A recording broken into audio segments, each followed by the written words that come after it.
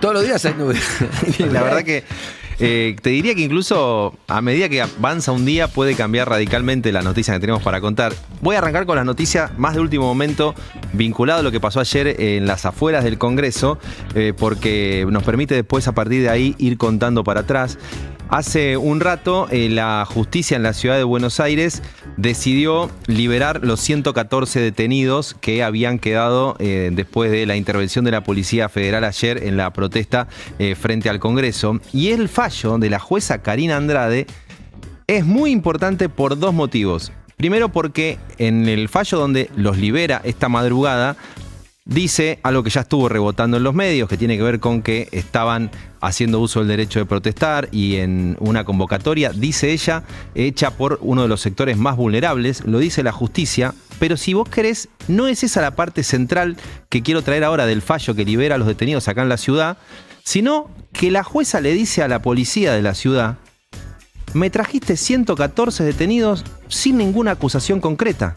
Me trajiste 114 detenidos. 114. Claro, con una generalidad de que estaban protestando, generando algún tipo de desestabilización, y no me trajiste para acusar en la justicia penal argentina a Andy Kuznetsov, tenés que decir, a él lo acuso de hacer esto con estas pruebas y investigar tal conducta delictiva. A Sofi la acuso de esto por esto. Vos me trajiste 114 personas con un delito en términos generales. Genérico. Y la jueza le dice, mira, yo no cierro la investigación, pero no voy a tener gente detenida si no me traes pruebas. Si vos me traes pruebas, lo seguimos investigando en alguno de los delitos que vos les achaques. Esto, ni una prueba, ninguno. Claro, esto es muy relevante porque enseguida te hace preguntarte, ya sobre concreto, cómo actuó ayer la policía de la ciudad, la Policía Federal, la Policía Penitenciaria, el Servicio Penitenciario, la Prefectura Naval Argentina y la Gendarmería, que fueron parte de un operativo de seguridad pocas veces visto para una manifestación. Y ahí quiero ir a la segunda parte, porque en un rato, y yo lo voy a jerarquizar así, y a propósito lo voy a jerarquizar así porque me parece que es la manera de entrarle al tema, dada la historia argentina. En un rato hablemos, si vos querés, del concepto barra bravas, que ayer era el término dominante en el discurso oficial. Claro. Era incluso replicado acríticamente por muchos medios, la marcha de los barras. De hecho, hoy hay títulos que directamente hablan de la marcha de los barras. En un rato hablemos de eso, pero... Y no digo que le bajemos el precio a nada de lo que se tenga que decir sobre los que participaban en la marcha, pero en la historia argentina, y esto lo hemos aprendido, los más viejos como vos, Andy, los más jóvenes como yo. Bueno, chupala. ¿Qué otra vida?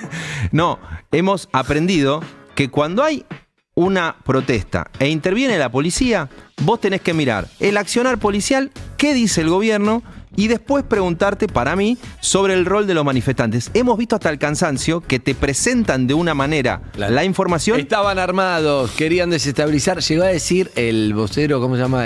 Manuel Adorni. No ese vocero. El jefe de gabinete, o señor Patricia Bullrich, no sé de quién te refieres. Francos. Guillermo Francos. Llegó a decir, sí, bla, bla, bla, bla, un golpe de Estado, mencionó. Bueno, ese es el corazón entonces, del argumento. Claro, con esos argumentos vos justificás cualquier cosa, porque pero pará, estoy protegiendo la democracia. No, está reprimiendo a la gente, pero está bien.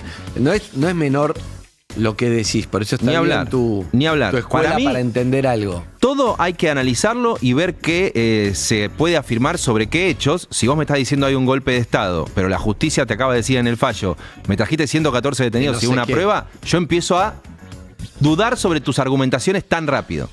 Y sobre todo, y acá es que donde yo quiero ordenar las noticias sin desestimar, che, ¿quién prendió fuego a un patrullero? ¿Quién rompió piedras? Analicémoslo después, pero para mí se ordena la información cuando vos ves, primero, la magnitud del operativo policial ante una protesta en el Congreso. Ya es llamativo para cualquiera que se ha dedicado a hacer operativos de seguridad siendo gobierno, le llama la atención el despliegue desproporcionado de fuerza de seguridad que había. Y ahora yo te voy a dar cuál es mi tesis, pero contemos los hechos. Antes de que empiece la protesta, hay un hecho recontra viralizado, todavía no asumido por la fuerza de seguridad que conduce el gobierno nacional, que tiene que ver con la situación de Beatriz Bianco, de 87 años, que está atrás de un cordón policial de la Policía Federal y termina entre empujada y golpeada con un palo, con la cabeza contra la vereda, a la filmación de todo lo que estaban ahí. Por suerte está bien, pero no había comenzado ningún tipo de hecho vandálico en ningún lado, Claro, y hay una jubilada. quedó clara, estaba filmado que no tenía nada que ver con la... Una mujer de 87 años. Cualquiera sí. sabe la estructura física de una mujer de 87 años al lado de un cordón policial, lo que estamos hablando. Incluso la gente que estaba ahí. Mira, quiero citar a propósito a Natalia Bolosín, una abogada, Sí. que voy a citar esto a propósito porque todo está chicaneado y todo está como observado por quien dice algo. Natalia Bolosín es una abogada que se hizo famosa por denunciar la corrupción de Cristina. O sea, escribió libros que se llamaban La máquina de la corrupción. Estuvo con los jubilados ayer.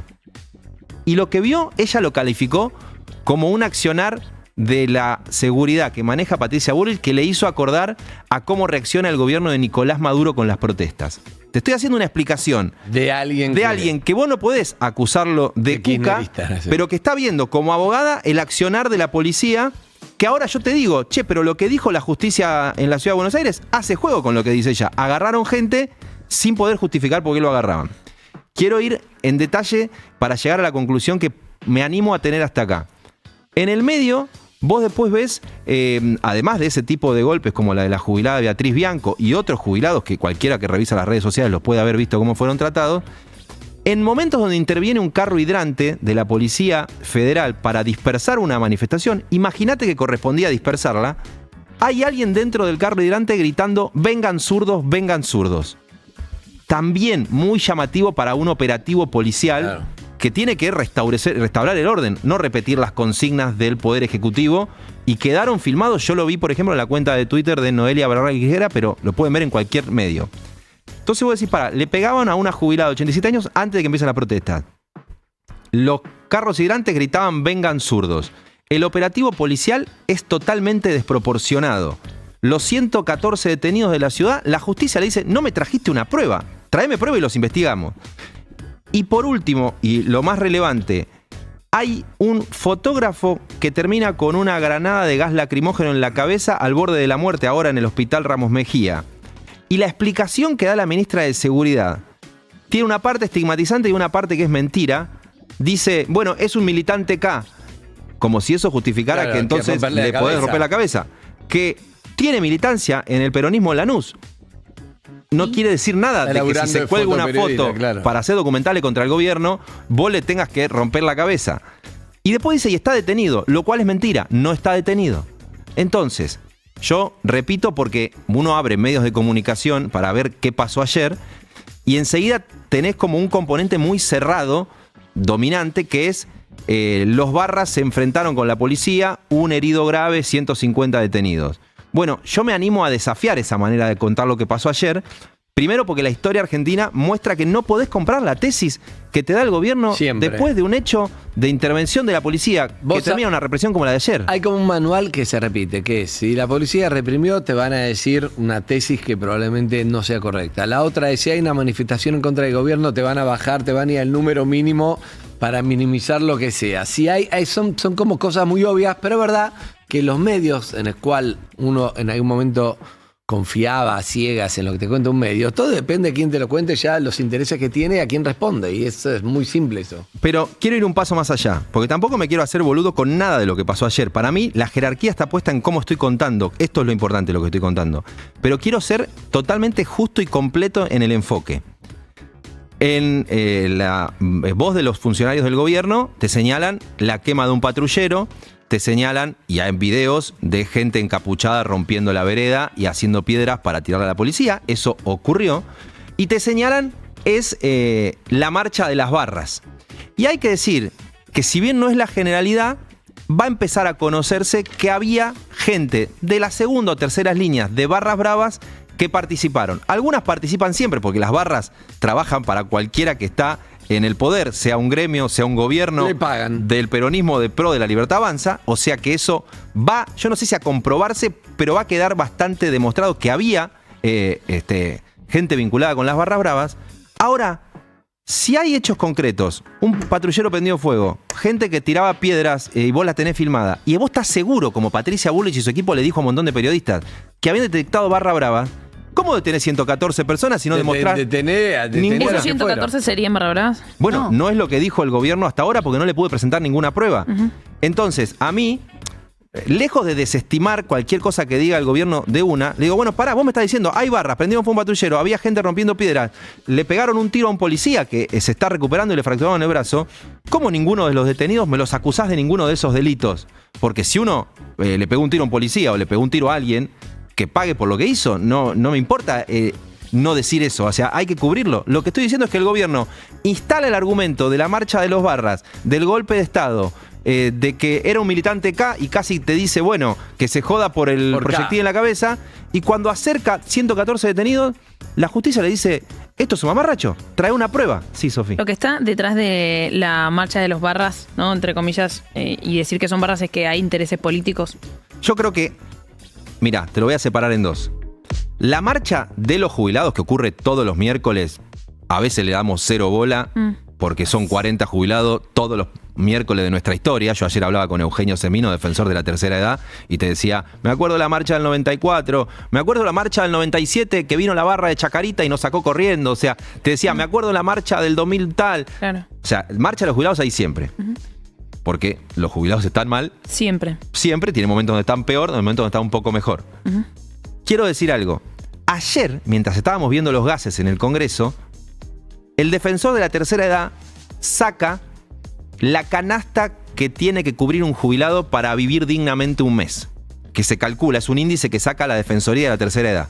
Vivienda, medicamentos, no, sin vivienda, medicamentos, alimentos, etc. Un palo 200 le da. ¿Cuánto es la jubilación mínima más el bono, que está congelado hace un año? 349 lucas. El fondo de la cuestión es el reclamo de los jubilados. Un palo 200 para vivir más o menos dignamente, ingreso de los 6 millones que ganan la mínima. No llega a 400. No llega a 400 lucas. Eso, donde mueren las palabras. Ahora, al interés político, y tampoco hay que hacerse el boludo. Yo creo que hay dos maneras de ver gente que quería que se pudra ayer. Y creo que a medida que vayamos viendo vas a encontrar. Número uno, clarísimo por el operativo de seguridad y por lo que dijeron después, el gobierno se siente muy fortalecido en la mecánica de la represión. O sea, siente que domina la agenda, que una parte de la población lo acompaña, sus votantes y una parte de la población lo acompaña, y ante una agenda donde era, explícame la criptoestafa, explícame si Karina recauda para ver empresarios, explícame las valijas que no controlaron, que vinieron de afuera, de golpe lo ves como una salida de recuperar la agenda. Cuando veías el operativo y Patricia Bullrich agregándole ítems al derecho de admisión y diciendo son los barras, uno ya olfateaba que esto derivaba acá. Obvio. Pero también quiero decir algo. Es posible que haya sectores, o de la extrema izquierda, o de algún sector de peronismo, o infiltrados, que hayan dicho, che, si se pudre, nosotros también quedamos posicionados para denunciar al gobierno represor, para denunciar a la dictadura de Milei, porque es cierto que en el discurso económico hoy la gente acompaña más al gobierno. Entonces no quiero hacerme el sonso con los enfoques, porque esto es política, esto es Argentina, sabemos cómo funciona el poder. En ese momento... La única realidad, nosotros encaramos el programa de la misma manera, que jubilado no llega a 400 lucas, y no, es una marcha que hay que resolverle un tema, donde los recortes se hicieron a los jubilados y donde un montón de cosas. Pero a su vez, dentro del Congreso... Sí. También vamos a hablar con Débora de Urieta, que si viene Débora, me levanto. en el Congreso. Si no te vayas, Jairo, porque vos la recomendaste. Pero, ¿quién es Débora? Contad quién es Débora rápido. Débora de Urieta es una de las periodistas que más sabe lo que pasa dentro del Congreso la pueden escuchar ahora, que les va a contar. Increíble, un escándalo de piñas para que no sesione ayer la Cámara de Diputados. Hay una violencia que está ya en todos lados y que no hubiese va a llevar a buen lugar. Hubiese sido la historia del día, el escándalo de los diputados. Si es que afuera no reprimían. Si es que afuera no pasaba lo que pasó. Débora, buen día, Andy. Acá estoy con Jairo Estraccia. Lamentablemente es lo que pudimos conseguir. Y con Sofi, con May y con Nico. Buen día, ¿cómo estás? Hola, Andy, ¿cómo va? ¿Todo bien? Bueno, ¿viste cuando uno, qué sé yo, estamos acá dentro tratando de analizar un poco, porque si por lo menos vos decís, bueno, pero la parte legislativa está muy bien, muy ordenada, lo que hay que resolver es cómo... No. Claro, esto parecía que iba a estar ordenada, porque ayer se votó de forma unánime la emergencia en Bahía Blanca, algo sorpresivo, que todos los diputados se pusieran a favor. Pero está bueno, claro, sí, que bien, viene bien, con claro. agua, claro. venía todo llamativamente bien y terminó todo, bueno, en el escándalo que vieron en las redes y en todos lados, ¿no? ¿Qué significa ese escándalo? ¿Qué fue lo que pasó? ¿Qué significa el escándalo? Básicamente, se estaba por votar dos emplazamientos. Por un lado, un emplazamiento para que las comisiones se abocaran a tratar un proyecto de Victoria Tolosa Paz que buscaba sacarle las facultades delegadas a Javier Milei. Y otro emplazamiento que era para que se ratificaran las autoridades de la Comisión de Juicio Político. No sé si te acordás el escándalo que hubo en torno a la Comisión de Juicio Político, que habían nombrado a Pagano, Marcela Pagano, la había impulsado Oscar Sago, pero a último momento Karina Milei, a través de Martín Menem, quiso dar de baja ese nombramiento.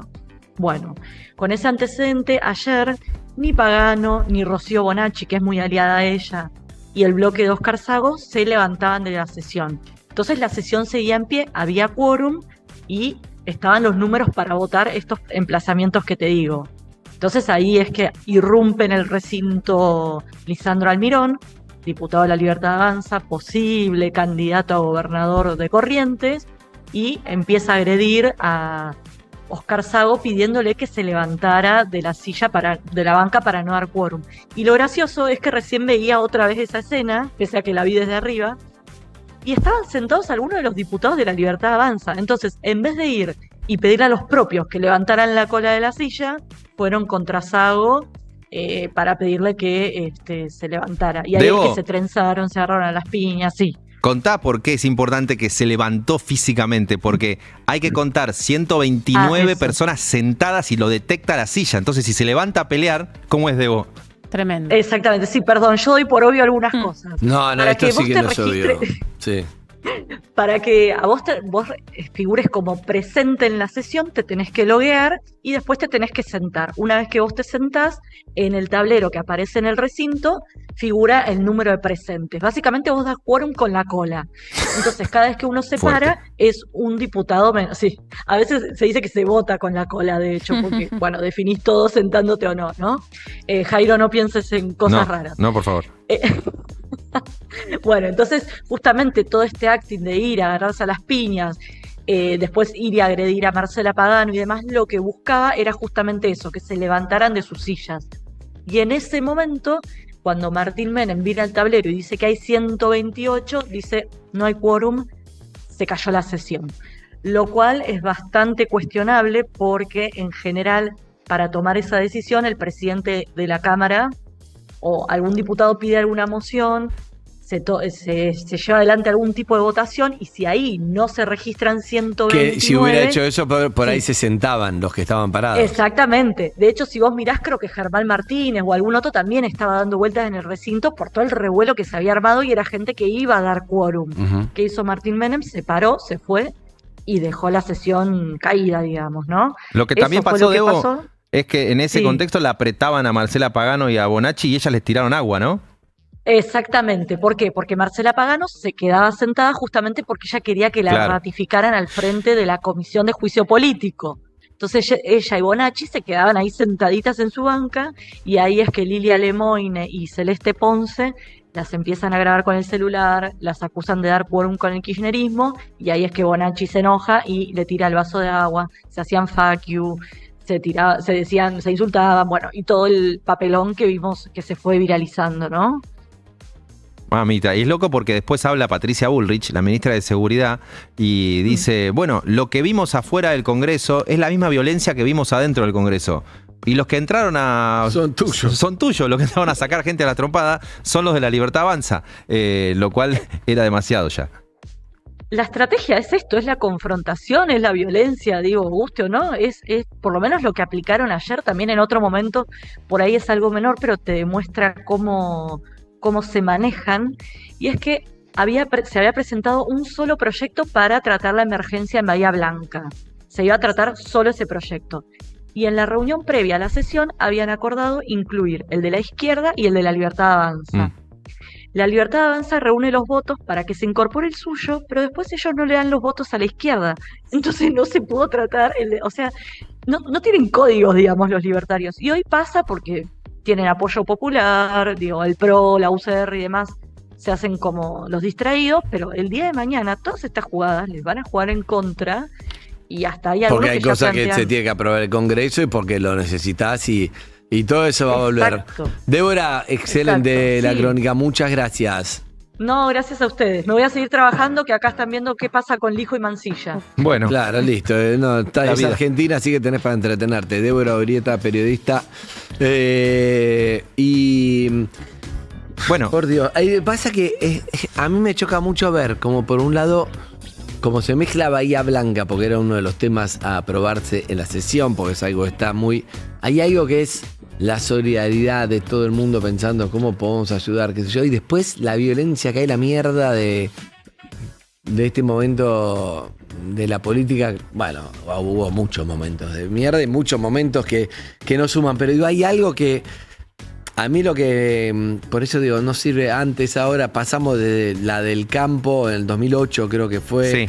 con distintos momentos que venimos desde la vuelta de la democracia o del 2001 por lo menos, que yo creo que el problema de ahora no es que, estamos todos enojados, es que hay una estrategia que la confrontación, como decía Débora, ese mecanismo para sacar adelante cosas, y yo creo que no va a terminar bien. Sí, lo que hay, además de un hecho grave de represión ayer, que está atado a la vida de Pablo Grillo, que creo que es un poco lo que agrega preocupación a episodios, si vos querés, de los cuales ha habido muchos parecidos en nuestra historia de la democracia. Un día de policía reprimiendo y gente que termina gravemente herida o tristemente fallecida. Hemos visto mucho de eso. Hemos visto piedras, hemos visto policía, hemos visto denuncias, presos que son soltados.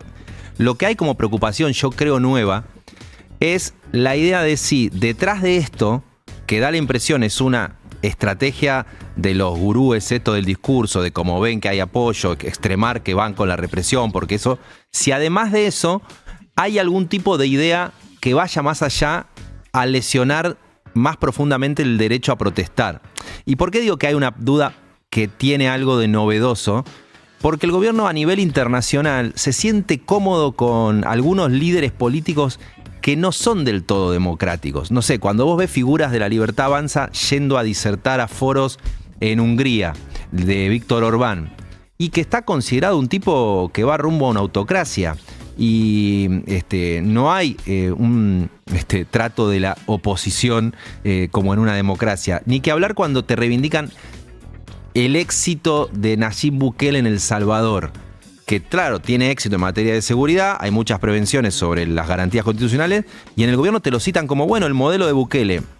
Bukele tiene 95% de apoyo, trata de asfixiar lo más que pueda a la oposición, pero como lo apoya la gente porque trajo seguridad, dice, bueno, son daños colaterales, perder un poco de libertad. Entonces, lo que genera la pregunta, y ayer había gente haciéndose preguntas de, ¿hacia dónde termina esto? Es, bueno, ¿es un episodio más de un gobierno que se pasa de mambo y genera lo que hemos visto, pero si vos querés exacerbado? ¿O es la puerta de ir hacia algún tipo de régimen que contemple, no sé, que la oposición tenga menos aire? Por ahora han cumplido con las reglas de la democracia, juegan al fleje, si tienen que ir por el decreto en vez del Congreso van por el decreto, se presentan elecciones. O sea, hay una democracia funcionando, pero lo que digo es la pregunta por qué tiene asidero para mucha gente cuando pasan estos episodios, y sobre todo cuando hay una idea de ir y decir, no, esto es golpismo, entonces vos vas preso, y la justicia dice, no hay nada, Claro. pero fuiste preso y estaba, entonces, fui preso porque estaba en una marcha. Para volver a Natalia Bolosín y terminar, siempre que hay presos en Venezuela de la oposición te dicen es porque son destituyentes y trabajan para los Claro, nadie golpistas. te va a decir, sí, estamos metiendo preso a cualquiera. O para decir algo que le gusta al gobierno actual. Sí, en sí. Cuba, cuando te meten preso, es porque sos golpista y trabajás para Estados Unidos. Siempre el gobierno que detiene a un opositor dice que es por golpismo. Obvio. Entonces, de golpe, ¿qué está haciendo Patricia Bullrich? Lo que ella criticaba de esos regímenes, y es para seguirla muy de cerca. Gracias, Jairo. Por favor, gracias a ustedes. Hola, Jairo. Hola. Amigos y amigas, tanda y seguimos. Y con el día más largo de Nico García Húmeda. Nos ves. Nos escuchás. ¿Cuándo?